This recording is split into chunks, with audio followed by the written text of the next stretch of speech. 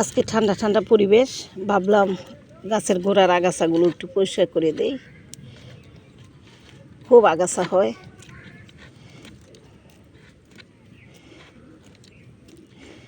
দুই দিন পরে পরেই এত আগাছা হয়।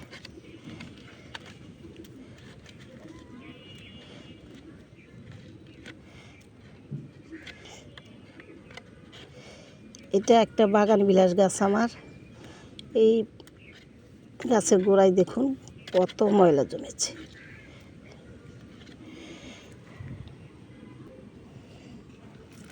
সাত দিন পর পর এই আগাছাগুলো পরিষ্কার করি। গাছের গোড়াটা যদি পরিষ্কার থাকে গাছটা ভালো থাকে। রোদের তাপটা মাটিতে পড়ে, মাটিটাও শুকায়, মাটিটা ভালো থাকে।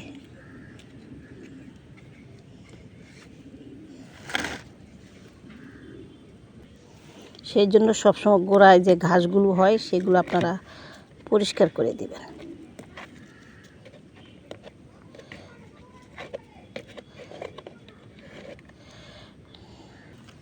দেখুন কত আগাছা হয়েছে।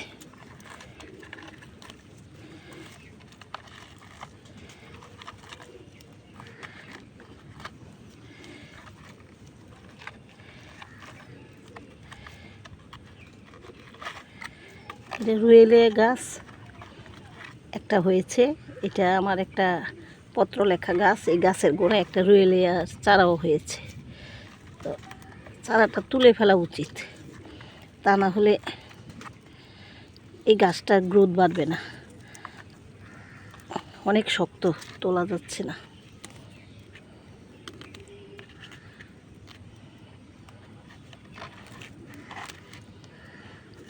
এটা একটা চায়না জবা। সেই দিন এই গাছটা বসিয়েছি, দেখুন কত ঝোপালো হয়েছে আর আগাছায় ভরে গেছে। এই যে দেখুন, এই আগাছাগুলো পরিষ্কার না করে দিলে গাছগুলো ভালো থাকে না।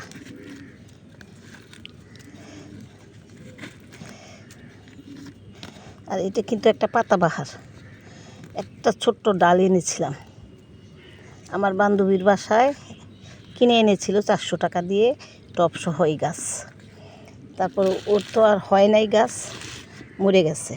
তো যখন ছিল তখন এখান থেকে আমি ছোট্ট একটা ডাল, এরকম একটা ডাল কেটে নিয়ে এসে বসিয়েছিলাম। মাশাআল্লাহ এখন একাধিক চারা হয়েছে আর দেখতে কত সুন্দর এই পাতাবাহারগুলো। আজকাল পরিবেশটা ঠান্ডা ঠান্ডা, তো ভাবলাম গাছের আগাছাগুলো একটু পরিষ্কার করে দিই। তো আজকে একটু আগাছাগুলো পরিষ্কার করি। সবসময় বাগানের পরিচর্যা বিভিন্ন রকমের হয়। কখনো গাছের গোড়ার মাটি পরিষ্কার করে দেওয়া, গাছ কাটাই ছাটাই করে দেওয়া। দেখুন কত ময়লা হয়েছে, ঘাস হয়েছে। আর আমার টব তো ছোট ছোট টব, এগুলো আমার তেলের গ্যালন, সেগুলো কেটে কেটে গাছ বসিয়েছি।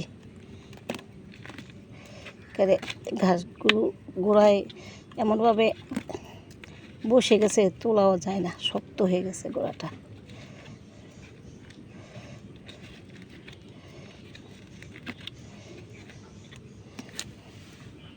এই যে দেখুন কি আগাছা হয়েছে।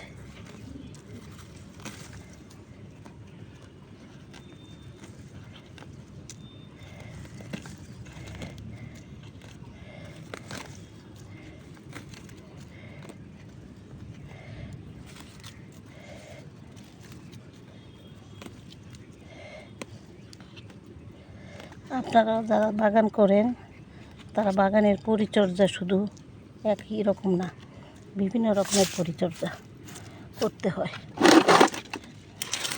তাহলে বাগান ভালো থাকে, সুন্দর থাকে।